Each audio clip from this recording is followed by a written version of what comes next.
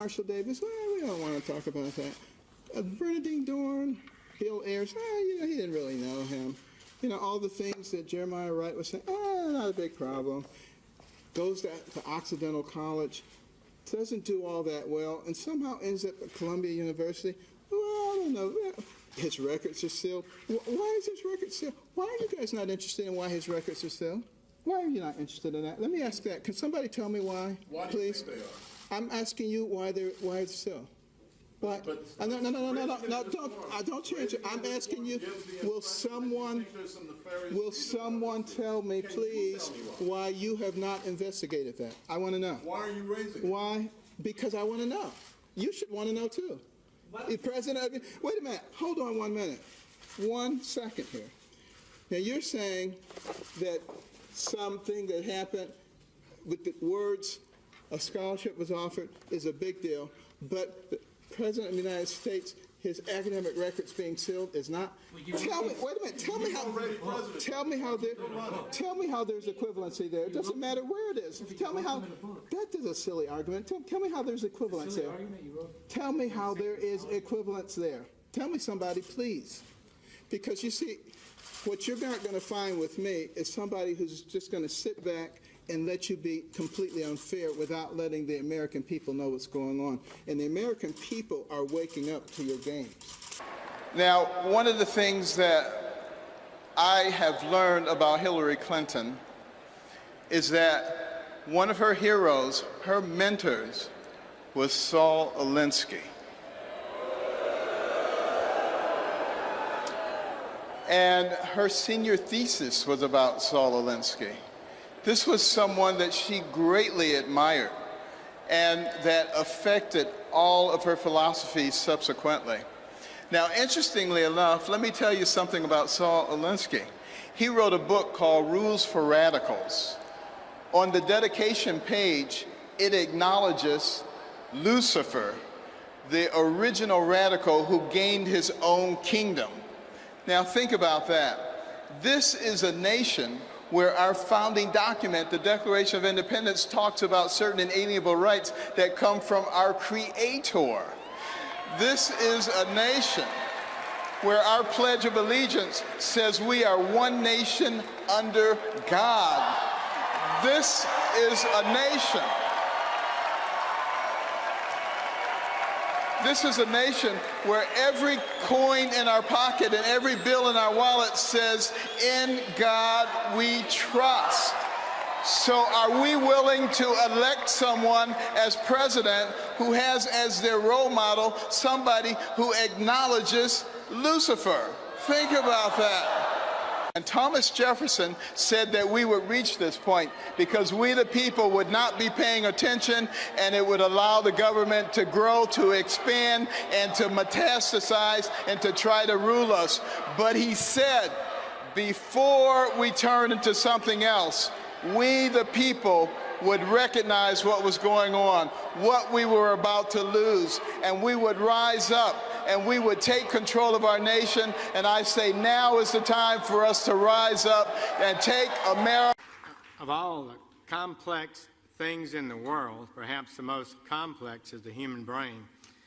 How come I can remember the words of the preamble of the Constitution but can't find my glasses? We've invited as our guest speaker this morning for 3 reasons. A gentleman, he loves Jesus, he has a compelling life story, and he is a distinguished man of science and healing. We hope that he can help us sort some things out.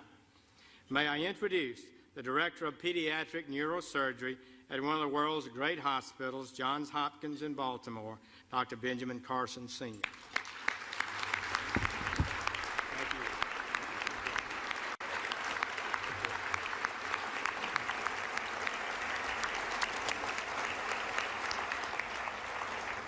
Thank you so much, Mr. President, Mr. Vice President, Mrs. Obama, distinguished guests, which includes everybody. Thank you so much for this wonderful honor to be at the stage again. I was here 16 years ago, And the fact that they've invited me back means that I didn't offend too many people. So that was great. I want to start by reading 4 texts which will put into context what I'm going to say. Proverbs 11:9. With his mouth, the godless destroys his neighbor, but through knowledge the righteous escape.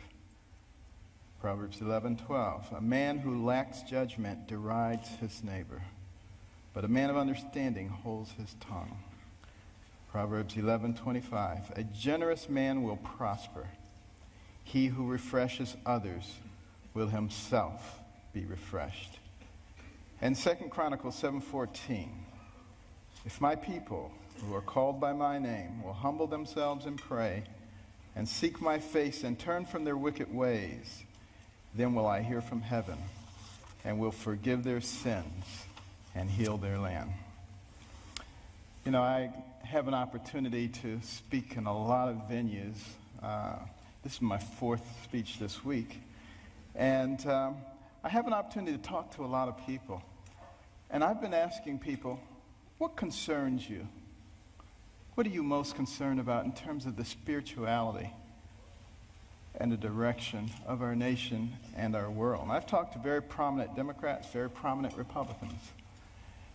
And I was surprised by the uniformity of their answers.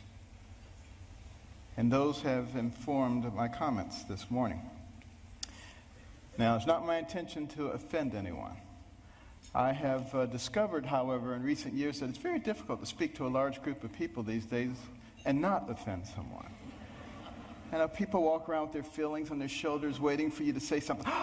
Did you hear that? And they can't hear anything else you say. The PC police are out in force at all times. I remember once I was talking to a group about the difference between a human brain and a dog's brain.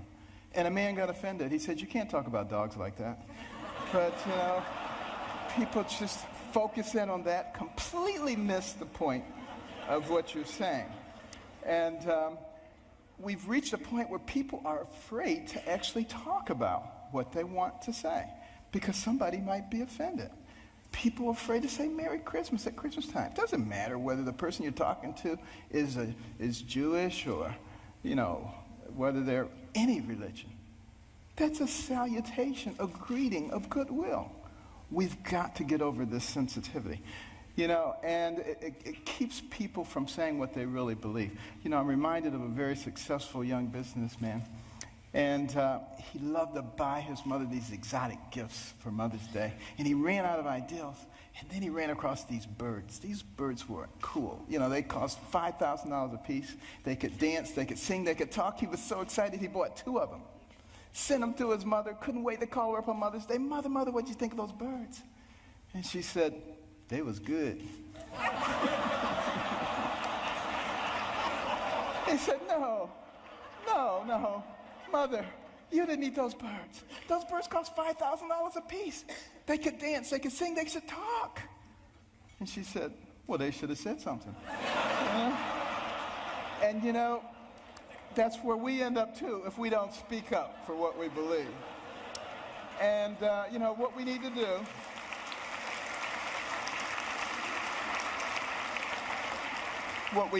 do in this PC world is forget about unanimity of speech and unanimity of thought. And we need to concentrate on being respectful of those people with whom we disagree. And that's when I think we begin to make real progress. And one last thing about political correctness, which I think is a horrible thing, by the way. I'm very, very compassionate, and I'm not ever out to offend anyone. But PC is dangerous. Because you see, this country, one of the founding principles was freedom of thought and freedom of expression. And it muffles people. It puts a muzzle on them. And at the same time, keeps people from discussing important issues while the fabric of their society is being changed. And we cannot fall for that trick. And what we need to do is start talking about things that are important, things that were important in the development of our nation. One of those things was education. I'm very passionate about education because it's made such a big difference in my life. But here we are at a time in the world, the information age, the age of technology. And yet, 30% of people who enter high school in this country do not graduate. 44% of people who start a 4-year college program do not finish it in 4 years. What is that about? Think back to a darker time in our history, 200 years ago when slavery was going on. It was illegal to educate a slave, particularly to teach him to read. Why do you think that was? Because when you educate a man, you liberate a man. And there I was as a youngster, placing myself in the same situation that a horrible institution did because I wasn't taking advantage of the education. I was a horrible student. Most of my classmates thought I was the stupidest person in the world. They called me dummy. I was the butt of all the jokes. Now, admittedly, it was a bad environment. Single parent home. You know, my mother and father had gotten divorced early on. My mother got married when she was 13. She was one of 24 children. Had a horrible life. Discovered that her husband was a bigamist. Had another family. And she only had a third-grade education. She had to take care of us. Dire poverty. I had a horrible temper, poor self-esteem. All the things that you would think would preclude success. But I had something very important. I had a mother who believed in me. And I had a mother who would never allow herself to be a victim, no matter what happened. Never made excuses, and she never accepted an excuse from us. And if we ever came up with an excuse, she always said, "Do you have a brain?" And if the answer was yes, then she said, then you could have thought your way out of it. It doesn't matter what John or Susan or Mary or anybody else did or said. And it was the most important thing she did for my brother and myself. Because if you don't accept excuses, pretty soon people stop giving them and they start looking for solutions. And that is a critical issue when it comes to success. Well, you know, we did live in dire poverty. And one of the things that I hated was poverty. You know, some people hate spiders, some people hate snakes. I hated poverty. I couldn't stand it. And, but, you know, my mother couldn't stand the fact that we were doing poorly in school. And she prayed and she asked God to give her wisdom. What could she do to get her young sons to understand the importance of developing their minds so that they can control their own lives? And you know what? God gave her the wisdom, at least in her opinion. My brother and I didn't think it was that wise because it was to turn off the TV. Let us watch only 2 or 3 TV programs during the week, and with all that spare time, read 2 books apiece from the Detroit Public Libraries and submit to her written book reports, which she couldn't read, but we didn't know that. And you know, she put check marks and highlights and stuff. But, you know, I just hated this. And my friends were out having a good time. Her friends would criticize her. They would say, "You can't make boys stay in the house reading books. They'll grow up, they'll hate you." And I would overhear them, and I'd say, "Mother, you know they're right." But she didn't care, you know.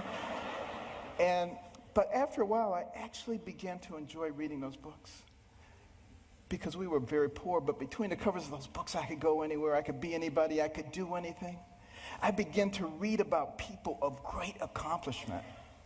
And as I read those stories, I began to see a connecting thread. I began to see that the person who has the most to do with you and what happens to you in life is you. You make decisions. You decide how much energy you want to put behind that decision. And I came to understand that I had control of my own destiny. And at that point, I didn't hate poverty anymore because I knew it was only temporary. I knew I could change that. It was incredibly liberating for me. It made all the difference. And continue on that theme of education. In 1831, Alexis de Tocqueville came to America to study this country. The Europeans were fascinated. How could a fledgling nation, barely 50 years old, already be competing with them on virtually every level? This was impossible. De Tocqueville was going to sort it out. And he looked at our government, and he was duly impressed by the 3 branches of government. 4 now, because now special interest groups, but it was only 3 back in those days. And, you know, he said, "Wow, this is really something." And then he said, but let me look at their educational system. And he was blown away. See, that anybody finishing the second grade was completely literate. He could find a mountain man on the outskirts of society. The man could read the newspaper, could have a political discussion, could tell him how the government worked. If you really want to be impressed, take a look at the chapter on education in my latest book, America the Beautiful, which I wrote with my wife, came out last year. And in that education chapter, you will see questions extracted from a sixth grade exit exam from the 1800s. A test you had to pass to get your sixth grade certificate. I doubt most college graduates today could pass that test. We have dumbed things down to that level. And the reason that that is so dangerous is because the people who founded this nation said that our system of government was designed for a well-informed and educated populace. And when they become less informed, they become vulnerable. Think about that. Our system of government, and that's why the education is so vitally important. Now, some people say, you're overblowing it, things aren't that bad. And you're a doctor, a neurosurgeon. Why are you concerned about these things? I've got news for you. 5 doctors signed the Declaration of Independence. Doctors were involved in the framing of the Constitution, the Bill of Rights, a whole bunch of things. It's only been in recent decades that we've extracted ourselves, which I think is a big mistake.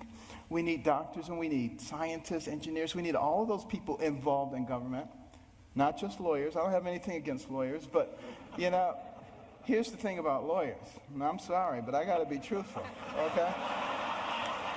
Got to be truthful. What do lawyers learn in law school? To win.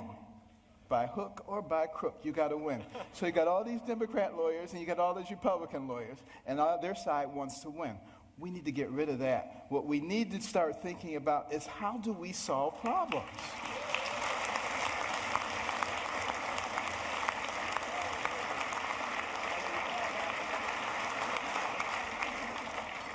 And now, before I get shot, let me finish here.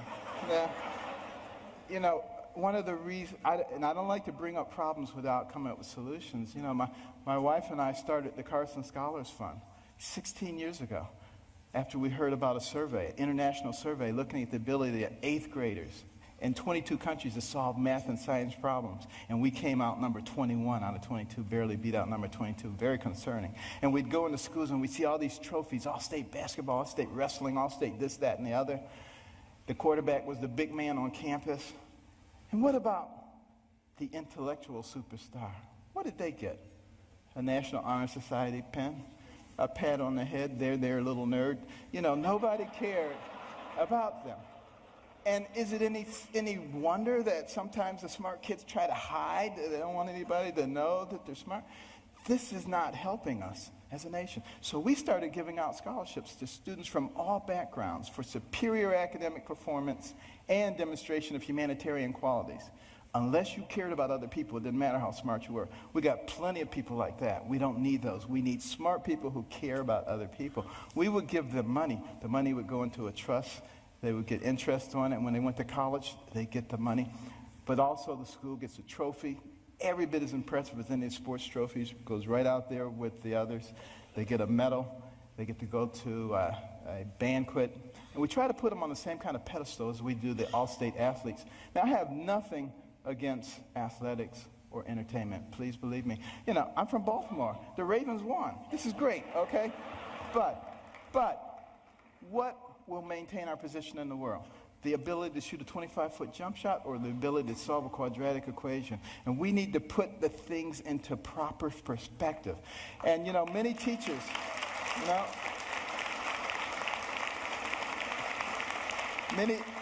many teachers have told us when we put a Carson Scholar in their classroom, the GPA of the whole class goes up over the next year. And it's been very gratifying. We started 16 years ago with 25 scholarships in Maryland. Now we've given out more than 5,000, and we're in all 50 states. But we also put in reading rooms. These are fascinating places that no little kid could possibly pass up. And they get points for the amount of time they spend in their reading, the number of books that they read, and they can trade them in for prizes. In the beginning, they do it for the prizes, but it doesn't take long before their academic performance begins to improve. And we particularly target Title I schools where kids come from homes with no books and they go to schools with no libraries. Those are the ones who drop out. And we need to truncate that process early on because we can't afford to waste any of those young people. You know, for every one of those people that we keep from going down that path of self-destruction and mediocrity, that's one less person you have to protect yourself and your family from. One less person you have to pay for in the penal or the welfare system. One more tax-paying, productive member of society who may invent a new energy source or come up with a cure for cancer. They're all important to us, and we need every single one of them. It makes a difference.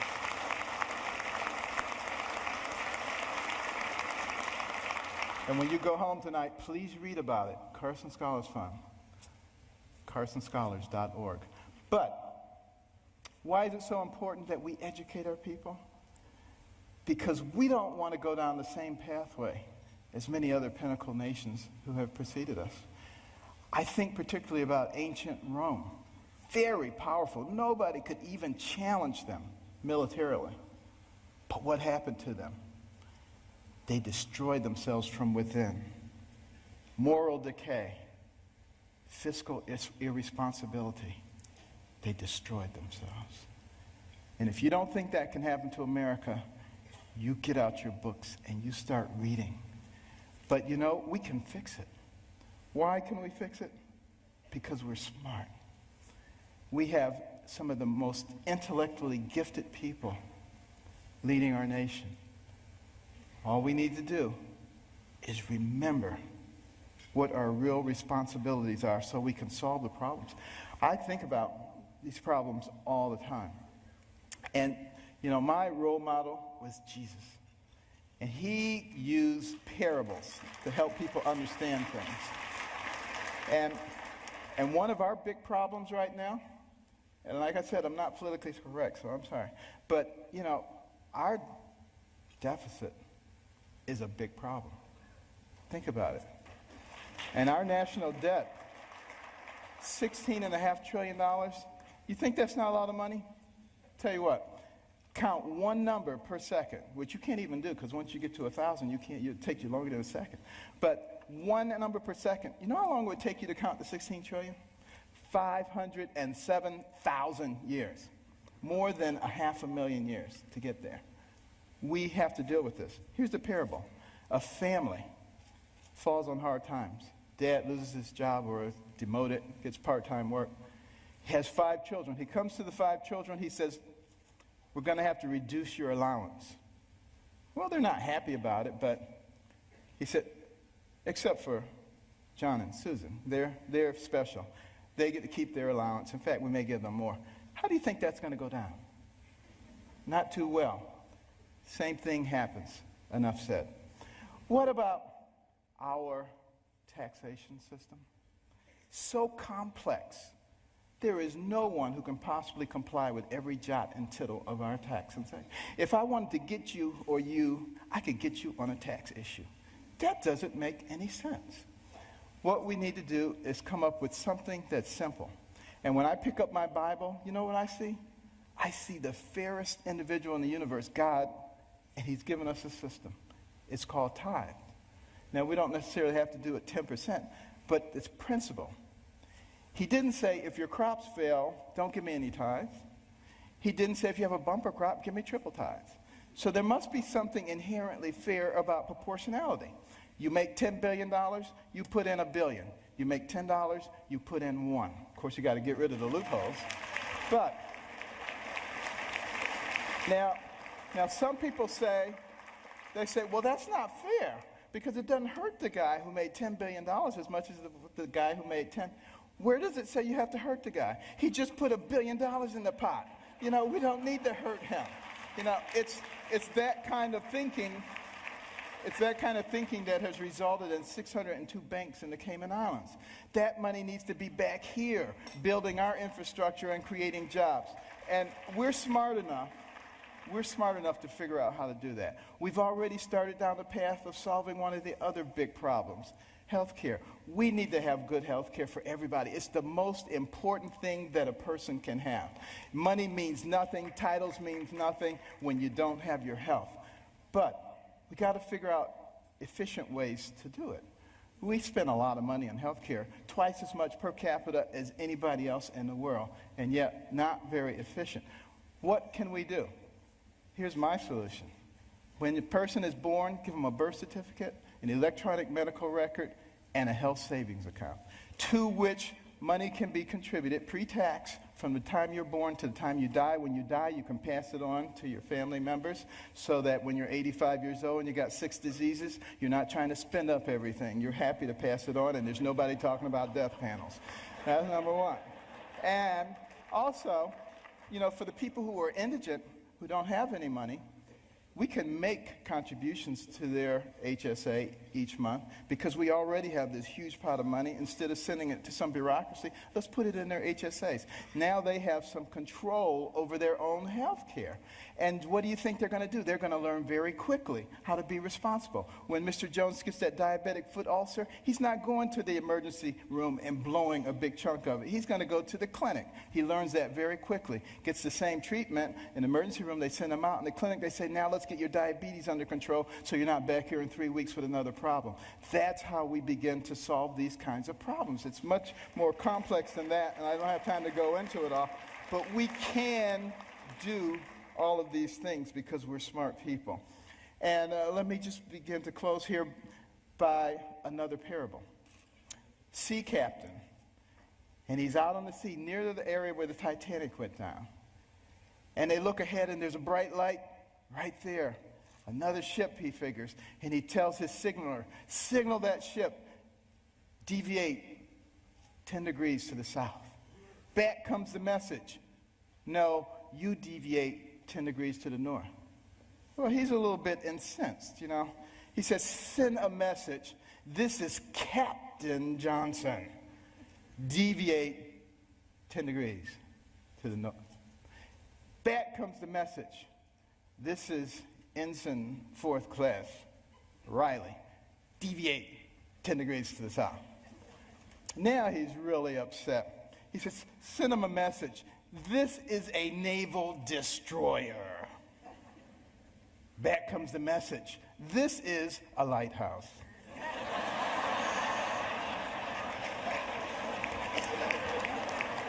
Enough said. Now, what about the symbol of our nation? The eagle, the bald eagle. It's an interesting story how we chose that. But a lot of people think we call it the bald eagle because it looks like it has a bald head. That's not the reason. It comes from the Old English word piebald, which means crowned with white. And we just shorten it to bald. Now use that the next time you see somebody who thinks they know everything. You get them on that one. But why is that eagle able to fly high, forward? Because it has 2 wings, a left wing and a right wing. Enough said. And I want to close with this story. 200 years ago, this nation was involved in a war, the War of 1812. The British, who are now our good friends, thought that we were young whippersnappers. It was time for us to become a colony again. They were winning that war, marching up the eastern seaboard, destroying city after city, destroyed Washington, D.C., burned down the White House. Next stop, Baltimore.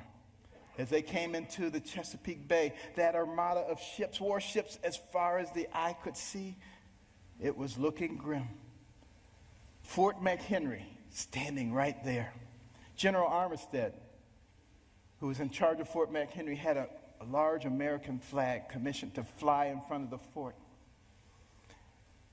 The admiral in charge of the British fleet was offended. He said, take that flag down. You have until dusk to take that flag down. If you don't take it down, we will reduce you to ashes. There was a young amateur poet on board by the name of Francis Scott Key, sent by President Madison to try to obtain the release of an American physician who was being held captive. He overheard the British plans. They were not going to let him off the ship. He mourned as dusk approached. He mourned for his fledgling young nation. And as the sun fell, the bombardment started. Bombs bursting in air, missiles, so much debris. He strained trying to see, was the flag still there? Couldn't see a thing. All night long it continued. At the crack of dawn, he ran out to the banister. He looked, straining his eyes, but all he could see was dust and debris. And then there was a clearing, and he beheld the most beautiful sight he'd ever seen. The torn and tattered stars and stripes still waving. And many historians say that was the turning point in the War of 1812. We went on to win that war and to retain our freedom. And if you'd gone into the grounds of Fort McHenry that day, you would have seen at the base of that flag the bodies of soldiers who took turns propping up that flag. They would not let that flag go down because they believed in what that flag symbolized. And what did it symbolize? One nation under God, indivisible, with liberty and justice for all. Thank you. God bless.